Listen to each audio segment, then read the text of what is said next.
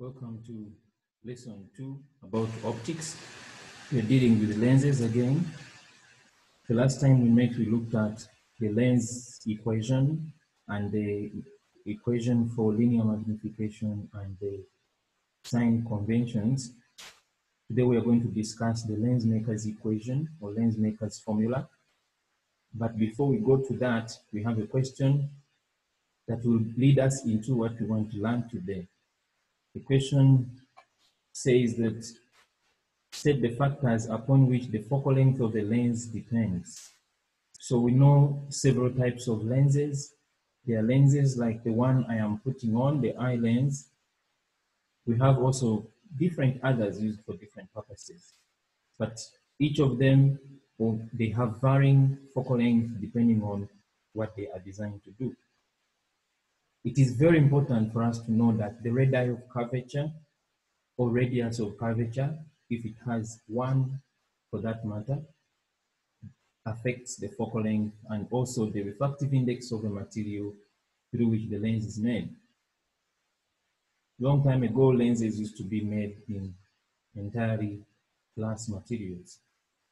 But apparently, because glass is very brittle and very delicate, anytime your eye lens would fall, or glasses would fall, it breaks. So apparently the glasses may be made in a plastic-like material, which is a little bit durable.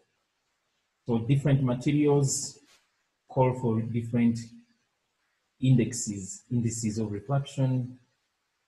Therefore, we must put those two factors into consideration. More explanation comes when we see in this equation the lens maker's equation, which is written as 1 over focal length equals to n lens, refractive index of the lens, divided by refractive index of the surrounding medium, minus 1 bracket 1 over radius 1 minus 1 over radius 2.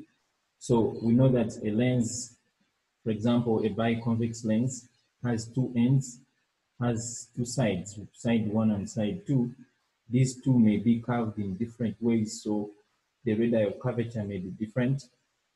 Or we can have a lens like this, which we can call a plano concave lens. It has a flat side, and then it has side 2, which is curved. So the radius of curvature here can be known, but the radius of curvature of a flat surface is obviously infinite. We can also look at this same formula when the lens now is not surrounded by any medium. Here we have seen NS, refractive index of the medium that is surrounding the lens. Maybe water, maybe any other kind of a liquid.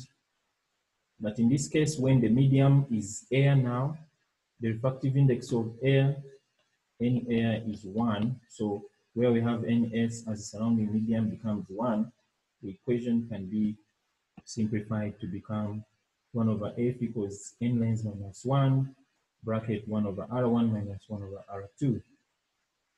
So this also, in this equation, sign conventions apply. So let's dive into explanations of sign conventions. For sign conventions, to understand this very well, we have to choose the side of the lens where the ray is coming from, and then we choose also the side of the lens where the eye is going to be. In our diagram, we see that the ray is coming from the left to the right. Sign conventions say that when the ray of light meets a convex surface, the radius of curvature of that surface is positive. When the ray of light meets a concave surface, the radius of curvature of that surface is negative.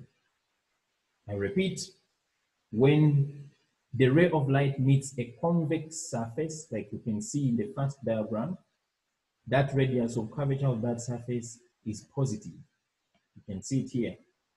If the ray of light meets the surface which is concave, then that radius of curvature of that is negative, as you see it here. More examples. The ray of light here comes, and as it goes through this, it meets this surface when it is concave in nature. So in our sign convention, that is negative. Back here, this ray of light comes and meets, continues here. When by the time it reaches this surface here, it meets it when it is convex. So that radius of curvature is positive.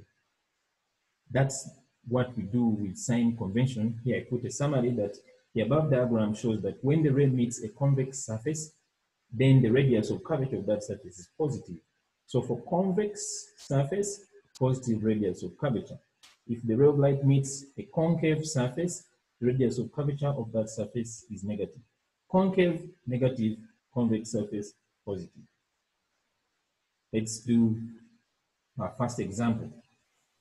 The example says that a biconvex lens has index of refraction 1.5 and then the radii of curvature of 10.0 centimeter and also 15.0 centimeter.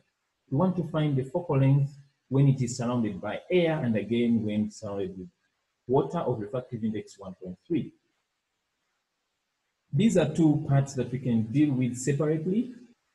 First of all, we have this lens. So it is a biconvex lens. Bi meaning two, so it has two surfaces which are convex and they don't have the same radius of curvature.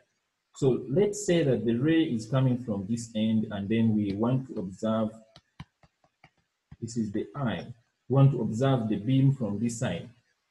This side, this has it is a biconvex lens, so we can call this side 1 and this side 2. When the ray comes and meets end 1, it's going to meet it when it is convex. So which means that R1 is positive. The ray continues inside, it meets this other when it is concave. So that means that R2 is negative. So we can now have a choice. R1, according to the figures given, is positive 10 centimeters. R2, the figures given is negative 15 centimeters. So let's now do our equation. From the lens maker's equation, we are going to assume that this lens is surrounded by air, so we shall not deal with the refractive index of the surrounding medium. So this is 1 over f equals to n minus 1 bracket 1 over R1 minus 1 over R2. This implies that 1 over f is going to be n, which is 1.5 minus 1 bracket 1 over 10 minus R2 is negative, so that becomes a negative 15. So f finally, to save time, is going to be, you can see that 1.5 minus 0 is 0.5. So that's going to be 0.5 multiplied by the bracket 10 power negative 1. This becomes a plus, minus and a minus becomes a plus. So it will be a plus 15 power negative 1. So we know that this is on the left side, it is the reciprocal of f, 1 over f. So we shall get the inverse of the final answer. And then this gives us 12 centimeters positive. So when we arrange our lens like this, the final answer becomes positive 12 centimeters. So meaning that this lens is a converging lens, or it is totally converging because the focal length is positive. If you remember from the previous lesson that when the focal length is positive, that is a converging lens. Let's see the second part. Now the lens is surrounded by water and water has refractive index of 1.3. Let's dive in. We still have our formula. Now this case, refractive index of water is 1.3. The formula is 1 over f equals to n lens over n water minus 1 over R1 minus 1 over R2. The equation that we use when the lens is surrounded by a medium whose refractive index is not 1, like air. So we can feed in the information and say 1 over f. Feel free to call this f2 or you can call it f prime because it's now going to be different, but we can prove that in our calculation.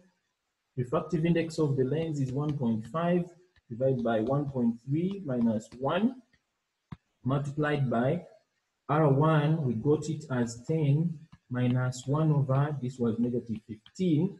That doesn't change anything. So maybe we can have a small diagram here of the lens that we are dealing with. It is still a biconvex lens. This is side 1, side 2. And let's see. Good. Side 1, side 2, the ray is coming from this side. The ray is coming from this side. So we have the eye here. The ray is going to meet R1 when it is convex in nature. As it goes inside, it meets this end when it is concave. So R1 is still positive and R2 is negative. That's why this formula here is going to remain positive. Then we feed in using our calculator. We can save time. Final F prime is going to be 1.5 divided by 1.3 minus 1. You get that multiplied by 10 power negative 1 minus plus now 15 power negative 1, close brackets. Then inverse of the final answer, you get 39 centimeters. This is positive. So positive implies it is a convex. What is very surprising and interesting for us to know is that initially we had the focal length as 12, but when we surrounded the lens with liquid or water of refractive index 1.5, 1.3, the focal length has changed to 39. So it takes us back to where we started from, factors affecting the focal length of a lens as refractive index, of course, refractive index of a material in which the lens is made, and also the refractive index of the surrounding medium. Also, the radii of curvature or radius of curvature.